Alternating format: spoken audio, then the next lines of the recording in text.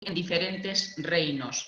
Por tanto, diferentes pessoas que vão dominar partes desse território. E o que vai acontecer é que, precisamente, essa área de Israel, essa área da Judeia, vai ser uma das fronteiras do Império. O Império Romano, quando dominava grandes áreas, fazia com que os governantes menores servissem de defesa para o território do Império. A cambio, lhes dava uma certa liberdade de governação, respeitava algumas das leis e das culturas, mas o primeiro confronto dos países inimigos não eram com Roma, eram com esses estados que faziam um pouco a fronteira. E, concretamente, pela situação de Israel, era um lugar, um ponto de encontro no sul com Egito, no leste com o que hoje seria Irã e Iraque, que nas alturas eram os antigos impérios de Babilônia, de Assíria, etc. Portanto, medos e persas, etc. Havia um grande movimento e esta área era sempre fonte de grandes conflitos. Vamos dizer também que naquele tempo, todos já lemos nos evangelhos, que reinava Herodes e depois os filhos de Herodes. Portanto, havia uma dinastia mais ou menos equilibrada. Quero também fazer menção de que fontes históricas nós temos. Isto para dizer que, às vezes, pensamos que somente os evangelhos ou os Atos dos Apóstolos vão nos falar da realidade. E não é verdade. Tem grandes fontes históricas que estão muito, aceites, mundialmente conhecidas.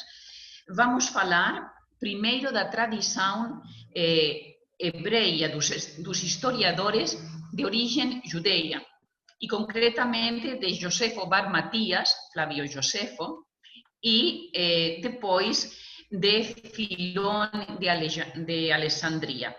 Portanto, são duas pessoas contemporâneas de Jesus, praticamente, e que vão ser grandes historiadores de um estilo parecido ao estilo moderno, né? Então, eles vão escrever, Flávio Josefo concretamente, livros como Antiquitates Judeorum, de Bello Romano, de Vita, onde ele vai contar as experiências que viveu. E aí nos conta muito de como era aquela sociedade, sobretudo do ponto de vista dos judeus. E Filone de Alexandria, ele viveu no Egito, mas também vai contar bastante de como era a sociedade judia e até pagã do seu tempo, e como é que se relacionava. Portanto, temos bastante informação do lado judeu. Havia também bastantes cronógrafos gregos. Destes não se têm conservado as obras, mas sim referências de outros autores. Portanto, temos a informação. E na área romana, temos também grandes historiadores, dos quais se conserva bastante parte da sua obra, que são, por exemplo, daquela altura, Cicerone, Tito Livio, Augusto, o imperador, Tácito, Suetônio, etc. Portanto, temos bastantes fontes de informação, além da que nós temos na Bíblia, né? Todas estas fontes vão nos descrever uma sociedade que está dominada pelo Império Romano. Portanto, este é um dado fundamental para compreender como é que se vivia e que experiências havia naquela sociedade, né? O Império Romano entrou nesta área, digamos, de Israel, pelo ano 64 a.C.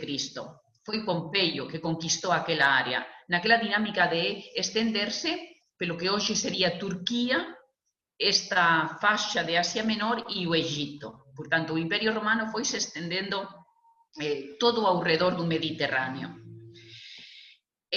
Pelo ano 40 a.C., começa a reinar Herodes o Grande, aquele que sai no Evangelho de Lucas, quando nasce Jesus. Herodes o Grande não era judeu, era idumeu, mas ele casou com uma princesa descendente dos Asmoneos, portanto de Judas Macabeu, etc., de nome Mariame. Por casamento, e porque ele era um general de grandes valores militares, ele entrou a dominar, a reinar em Israel En toda aquela área, de norte ao sul, portanto, desde Dan a Beersheba, e entrou con, digamos, a licenza dos emperadores romanos, facendo alianza con Roma. Ele vai edificar bastantes cidades para os romanos, iso significa con estructuras apropiadas para os romanos, edificios propios para os romanos. Vai introducir o circo, vai introducir baños de estilo romano, que eran bastante diferentes aos judeus, e vai ter algunhas actividades que son bastante próximas ao que o povo judeu entendía que era idolatría.